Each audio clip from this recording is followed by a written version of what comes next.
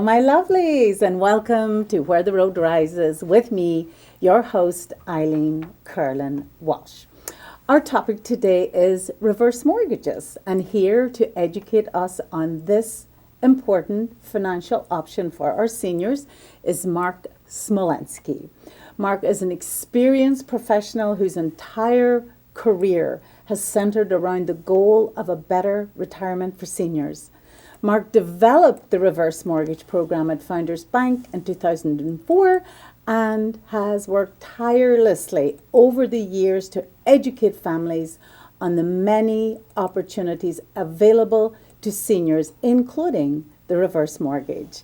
Mark is a member of the National Reverse Mortgage Lenders Association. He is on the board of directors for our beloved Pathlights, formerly Plows, here in Palos Heights, and was previously president of his Rotary Club.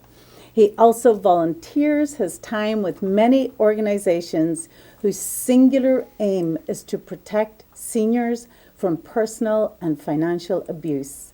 He presents to attorneys, CPAs, financial advisors, real estate professionals, community leaders, and all manner of senior organizations on that vital balance between financial and personal needs in our later decades. And we are delighted he will share his knowledge with us today. Welcome, Mark. Thank you very much for having me. I really appreciate it. Thank you. Oh, we are delighted to have you here with us. And why don't we start by telling our viewers what a reverse mortgage is? Yes, it's commonly known as a HECM or home equity conversion mortgage. So what you're doing is you're accessing the equity in your home and converting it into a loan. And then the loan is there accessible to you by a line of credit or monthly payments. And that's how it works. Is that correct? Yes, it's an FHA loan program. So it's not a small company that started it somewhere or is doing it. It is an FHA approved government loan program. And who qualifies for a reverse mortgage? Generally speaking, you have to be at least 62. So one of the couples, if you have a married couple and they're 62 years or older, they have to be at least that age, and they could, or the couple could be, one of the spouses could be younger. Okay, and do they have to meet certain financial eligibility requirements? They have to be able to basically be able to afford their taxes and their insurance on their home. So if they're, most of the people I've ever worked with only have Social Security as a benefit. And so this helps people, within their home live there if they'd like to age in place. So does that mean, can they pay their homeowners insurance, their property taxes from the equity they access in their home? Yes. The whole idea behind the reverse mortgage started in 1961 and it was approved by President Reagan in 1988. And the whole sole purpose is to help someone in retirement to be able to stay in their home. And so the program was literally designed around that to be able to help them provide money for their taxes that they have to pay in their home, their insurance, and maintaining it. So if they need a roof, they have the money to do that. So if the money is spent down, and as you know, our seniors are living longer, and if they've outlived the retirement, they can access the equity in their home. But they must be able to, if they use up that equity, still maintain the homeowner's insurance, still maintain their property taxes, and maintain the home and, keep it maintained. What if, Mark, they use up all the equity? Do they then have to leave the home, or can they stay on the home until they either leave or pass away? That's a great question. I do get that question a lot. Yes, the answer is yes. They can stay in their home as long as they want. So if they had $200,000, $300,000 available and they used it for whatever purposes, and so then at that point they ran out of money, they could still stay there. There is no monthly payments required. So the key factor is allowing people to age in place, as I said, because it does allow them to stay there as long as they want until they decide to move or if they pass away. Yeah, it really is a tremendous option if all other assets have been exhausted, Mark. And I do think it's good for our community to know that this is an option. Many of our seniors want to leave at least the home to their children, but those children will tell us they don't want mom and dad scrimping, saving, not having enough. Most families want their seniors to be able to use up the equity to be able to, as you say, stay in their home and have enough money throughout those later decades. Now, does the borrower still own the home after the reverse mortgage has been put in place? I'm glad you brought that up. That's like, Mythbusters. This is the number one question that I have people ask me is, do I still own my home? And the answer is yes. You always own your home. You never lose control of the value of your home or the assets or anything that's in there. So it's your home. It stays in your name. It doesn't change. You could also incorporate a title, I should say a living trust, or if you have a land trust, those are acceptable as well. So it's not going to affect your home being in the trust, which we Correct. absolutely. And then what if you wanted to downsize? Would it be possible to move maybe from a single family to a condo? And as long as you still had the equity to purchase, could you then still keep accessing your equity, or would you start all over again? Pay it off and start over again? Well, there's two ways of looking at it. If they are living in their home and they have access to their equity, that is fine. You can sell the home and move and downsize. That is fine. The other part is you can use the reverse mortgage to purchase a home. So if you don't have a reverse mortgage today and you say, well, I want to move next to my kids. So that's what they want to do. They want to age in place. They want to live next door. I literally did a loan for a lady next to their daughter. It was really rewarding because it was so nice to be able to luckily find a house next door, and they used a reverse mortgage to purchase that home. So you can do that as well. Oh, that's interesting, and I didn't think of that. So with the reverse mortgage in place, what if the homeowner passes away? Or what if they're still living but they want to move? So that kind of answers that question, that they do have the option to move. And so if they stay there to the end of their life, either with equity or having used up the equity and continuing to maintain their homeowner's insurance and their property taxes upon their passing, what's the next step? Well, the next step would be is that if they do decide to move, there's two things. One is that the reverse mortgage has pros and cons to everything. There's pros and cons. And the pros to reverse mortgage is no monthly payment. The con is that it only gives you maybe 50 or 60% based on your age of the value of the house. So simple numbers, if the house is worth $100,000, we're only able to give them $50,000 or $60,000 if it was $100,000. So with that being said, there's always that extra equity that's built into it. And then we forget about the value of the home going up over time. The loan will continue to go up, but the value of the home usually exceeds that. So there's usually generally equity left in the home when they leave. Whether that's to buy a house next to their kids or wherever, or move to a warm, sunny place, or if they decide to downsize. Okay. And if they pass away, then the trust, let's say it's a nice responsible homeowner who has their home in a trust, what would be the steps be for the trustee what would the steps be with regard to the reverse mortgage on the title to the property after the homeowner passes away? There is no difference than that of any other loan. So we all had a 30-year fixed mortgage at one time, and if it was in trust, it's all set up the same way. Whether it's an FHA reverse mortgage, an FHA, or a regular conventional loan, it's all the same.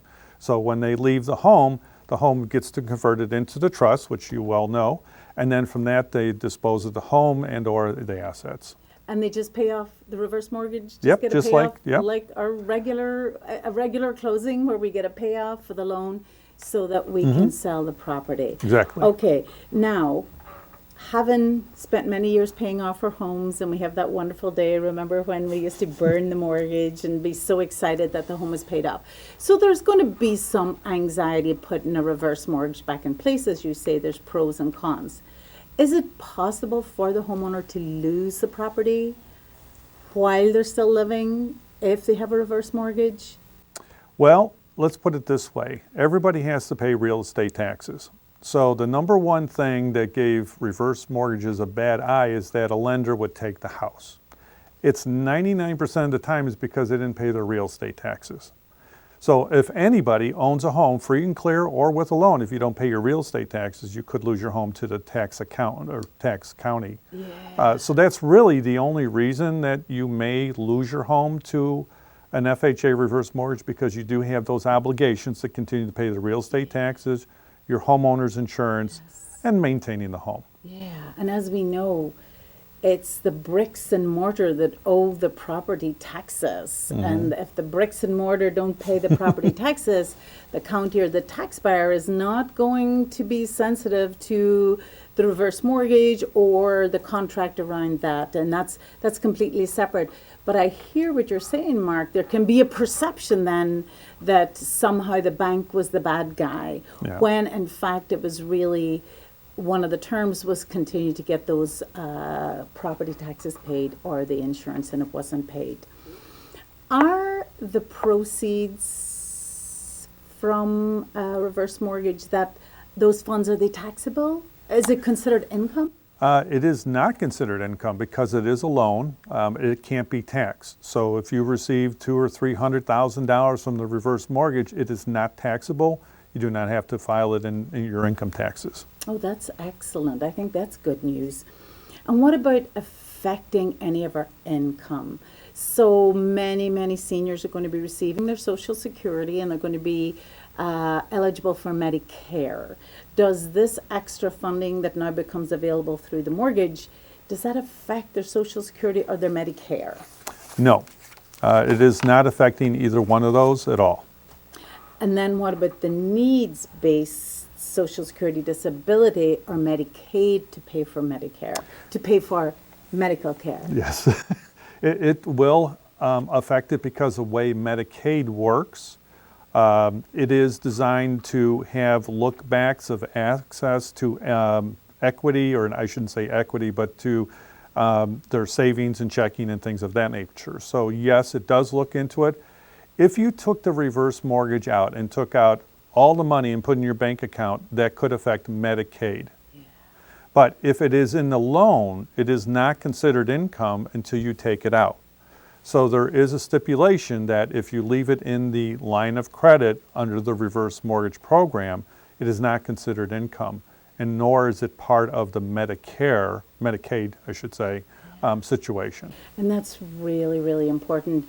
And I think our families, for where Medicaid or Social Security disability is a player in their seniors' world, they're going to have to be very careful about any source of funds coming into the seniors. So just as with always, we would keep those two things in mind if we were taking this route. But that's interesting that while it's in the line and not sitting in our bank account, it's not going to affect those needs-based benefits. Correct. What about costs and fees associated with this line of equity? Okay. Basically, it's a loan. When you bought your first house and you got your 30-year fixed mortgage, you have an appraisal, you have a credit report, you have title searches and things like that, and you have surveys and all that kind of stuff. With a reverse mortgage, there is cost with it. So there's two, when I'm working at a bank, so when we work at a bank, we're very clear on a conventional loan or an FHA loan. Conventional is less expensive. FHA costs more because there's mortgage insurance premiums that are on that loan. So that is the difference between the two different loans, and it does cost a little bit more, but it's not anything that you have to have out of pocket. So when you get a loan or reverse mortgage, you don't have to come up with any of the closing costs. So it's always FHA because, as you said earlier, it's a federal program, which is part of the security around knowing that it is it's a very safe product to become involved with. But of course, we do have those slightly higher fees. So Mark, that's terrific information, and I think important for our families to know. And you have been doing this now for many years, the early 2000s, with education around reverse mortgages and dealing with senior organizations and families and protecting them from any kind of senior scams, any kind of financial abuse. So what have you learned about this human condition, about society, about people? How would you sum us up? How are we doing from you being in that field all those years?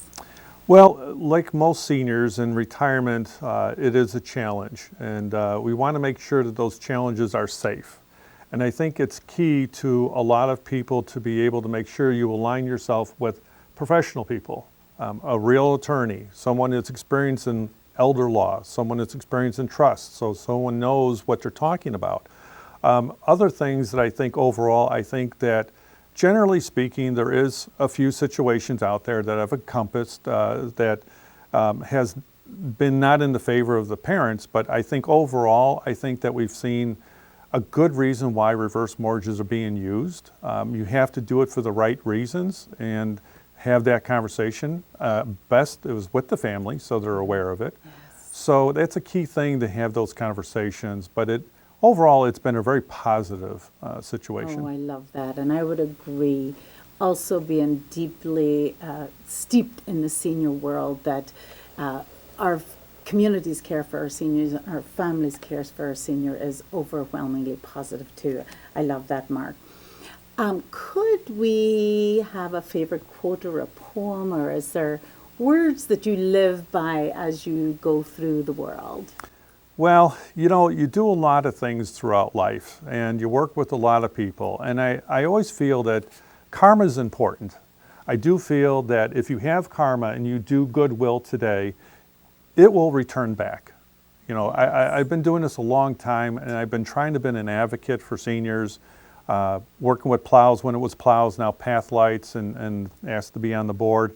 I work through a Rotary Club that works with senior programs and things like that, and I just believe that all that good, whether it's me or you or anybody else that does it, I believe it comes back. Oh, I love that. And I totally agree, Mark, that when we give back bread, it comes back buttered. That's just a wonderful way for us to end our interview. How about telling the viewers, if they want more information about the many things that you do and that you're involved with, including information on reverse mortgages, how would they get a hold of you?